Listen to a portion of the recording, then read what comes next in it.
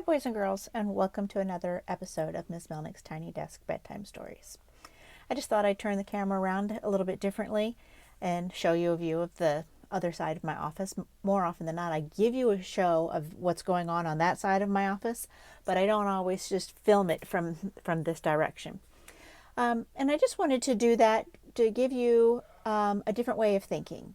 We're going to read another story in the series of the books called When I'm Feeling by Trace Moroney. And this one is about when you're feeling sad and what are some of the things that you can do when you're feeling sad. So I'm going to turn the camera around and we're going to get ready to read. When I'm feeling sad, I feel like someone has taken all the colors away, and everything is gray and gloomy and droopy.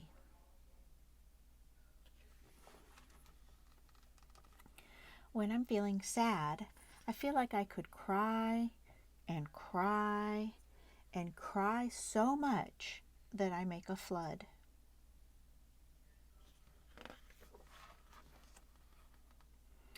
I want to crawl into bed and pull the covers over my head and stay there until the sadness goes away. Some things make me really sad, like when I hear Mom and Dad arguing, or when I'm sick and my body doesn't work properly, or when someone or something I love dies.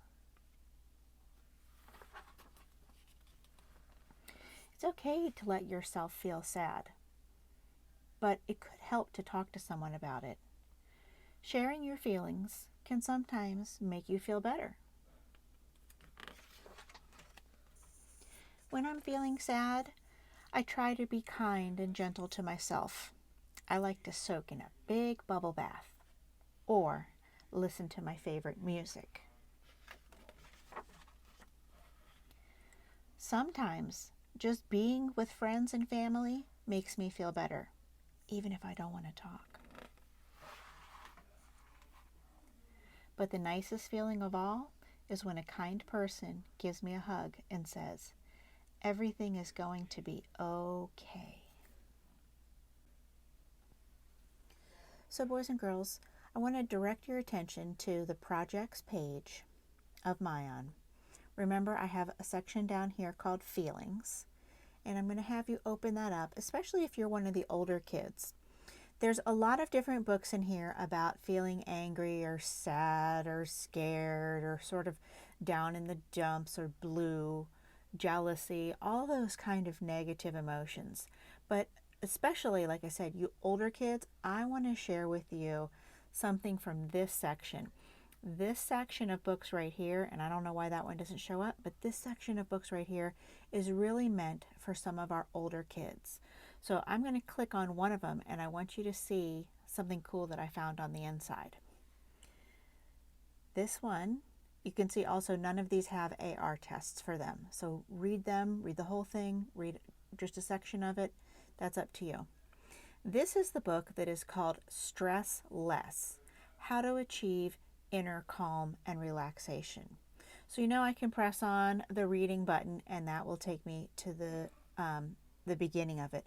But I'm actually going to press on the reading button and then I'm going to fast forward a whole bunch of pages because I want to share with you something that I found on one page that I think is really cool.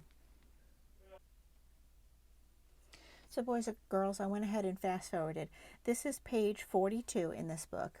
And although I just read to you a book about being sad, a lot of times being sad also brings on different kinds of stress. And on page 42 and the next page, they give you some recipes for how to make your own stress ball.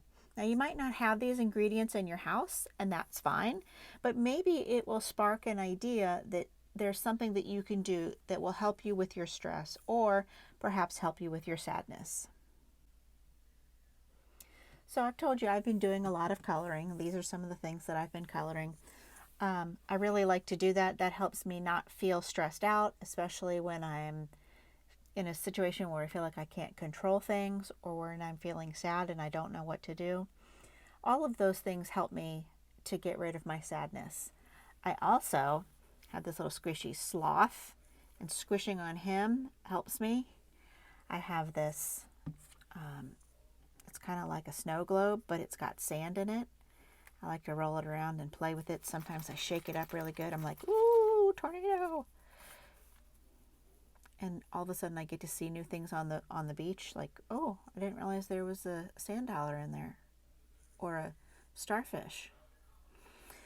One of the other things that I like to do puzzles. So I've been working through this book. I have been working like a crazy woman, and I'm only on page 50. No, I'm only on puzzle number 53 and 54, page 29, and I've been working like a crazy woman trying to get these things done.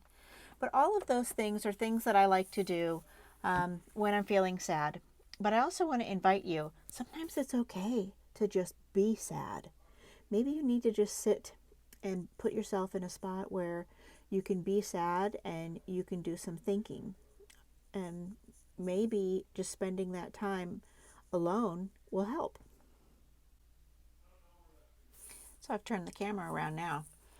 Now, maybe you understand why I'm wearing this blue lipstick. Sometimes when I'm feeling sad or blue or stressed out, I just like wearing different lipstick. I maybe fix my hair in a different way. Today I went out and I got some exercise. Maybe that's something that can help you too. So boys and girls, if you're feeling sad or blue or stressed out, these are some of the different things that you can do. I invite you to put some more suggestions and tips for your friends in the comment section below. I hope you have a very good night. I look forward to reading you another book tomorrow.